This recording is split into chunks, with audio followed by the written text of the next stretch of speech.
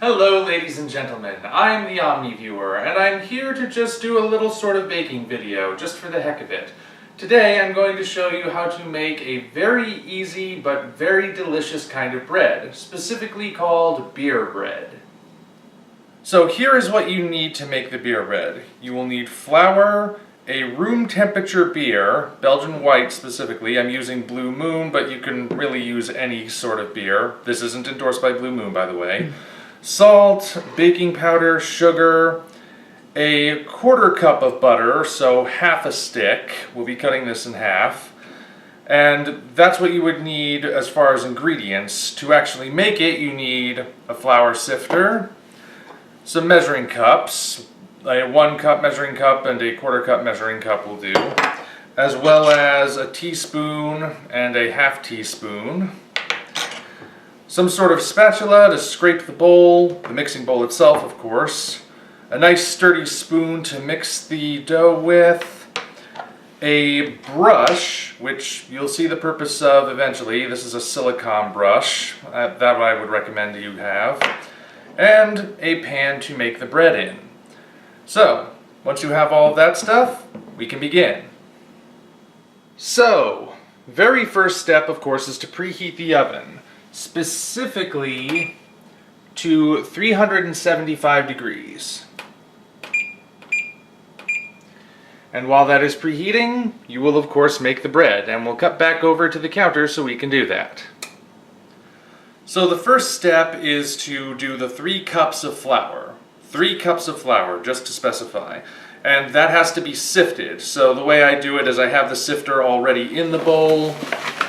I scoop out the flour from the bag and make sure it's level. Don't know if you can actually see that on screen, but pour that in.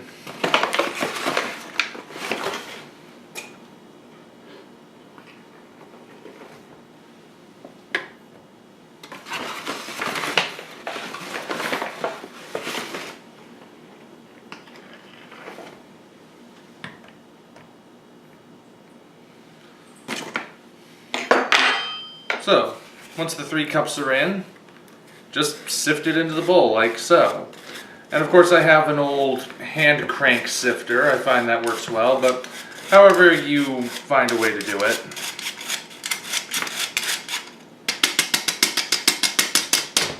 Okay. To this, we then add 3 teaspoons of baking powder. That's easier to level off.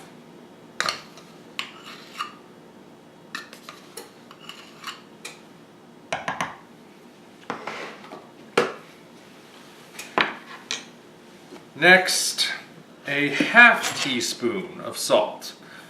Technically, you don't have to add the salt, I guess, but does add the flavor a bit.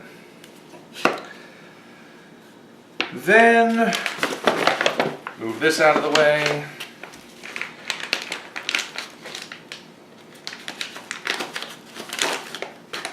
Then we do a quarter cup of sugar.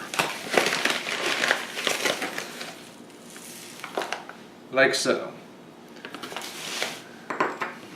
And so, take that spoon, mix the dry ingredients together. Now, I'm going to set this aside for just a moment because I generally like to do this next step first. Now, the quarter cup of butter that I mentioned, or half a stick if you prefer, has been melted. You can do that in the microwave or however. And we have our bread pan here, which is 5 by 9. That's the size I use. And part of what we're going to do with the butter is grease the pan, which is where the silicone brush comes in. So just swirl it around in there and paint it, basically. This is actually a good way to grease pans no matter what you're making. So, helpful little kitchen tip. If you get nothing else out of this video, maybe you'll at least get that much. Make sure everything is nice and coated. Okay. And when you're done with that, do not get rid of the butter. You're going to want the rest of it for later. But for now, we're just going to set it aside again. Getting back to our mix, which I remind you has been pre-mixed, all the dry ingredients. Now the beer comes in, and the reason we're using beer is because beer is full of yeast, so you don't have to add any dry yeast to this mix. Beer does that for you, and it also adds all the liquids you would need. Open it however it is required, bottle opener, if it's a twist cap, whatever. And I like to add it in portions, so pour a little bit. I should probably also specify this is 12 fluid ounces of beer. That's how much you'll need, just standard beer bottle size. So add a little, mix a little, add a little, mix a little, and it is going to get very, very thick. Incredibly thick, believe me. And if it seems like it's not really getting much wetter at first, don't worry. By the time you've added the whole bottle, it will. And I think I'll just jump ahead to when I'm done. So now you can see it is starting to get more like the consistency of proper bread dough, and you want to be really sure you mix it all, because you may see in here there's still some powder left. So be really thorough in your mixing. You don't want to pour it into the pan and find that half of it is still unmixed.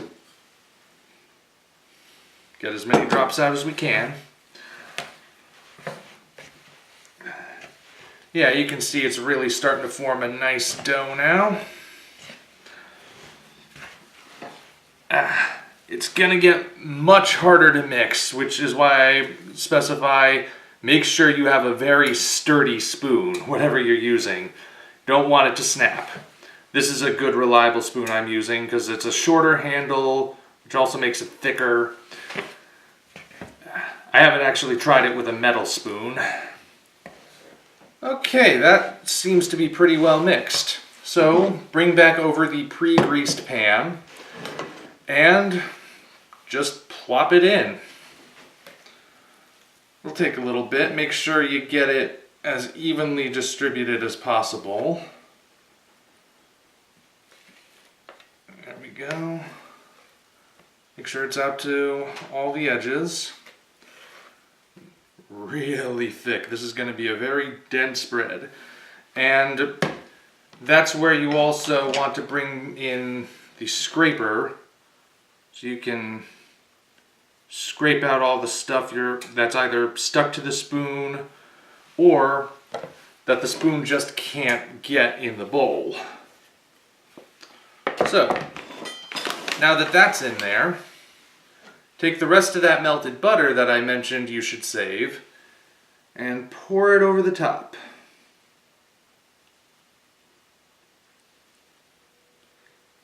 Do it pretty evenly. Okay. So, that much is ready. We can put it in the oven. Now, before we put it in, something to specify, you'll want to have a 2-layer system here, one upper rack, one lower rack, and put a tray on the lower rack. And you'll want to do that because, well, this thing's covered in butter now, and as it rises, it will drip, trust me. And you don't necessarily want butter to drip all over your hot oven. That causes smoke, and your oven smells like butter for weeks. So that's a little preventative measure. So you just put it in there, close it, and set the timer for 1 hour.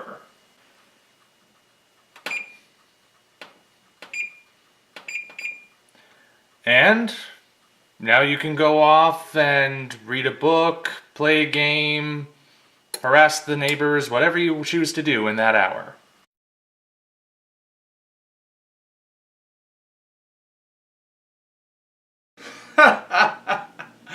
Oh, HAL 9000, you quirky, deranged computer, you. Aha! It's been an hour. Time to get the bread out of the oven.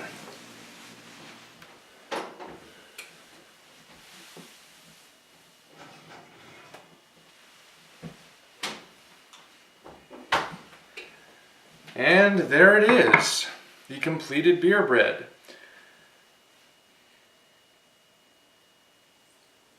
Well, there you go. Simple to make and delicious to eat. You generally want to let it set for a little bit once it's out of the oven, but otherwise the only step left is to wait for it to cool off a little and then just enjoy it. So, there you have it. Consider this my Christmas gift to you. A recipe for a very easy to make, very delicious bit of food, I guess. Not necessarily a whole meal, but certainly part of a good one. So, until such time as we meet again, this is the OmniViewer, signing off.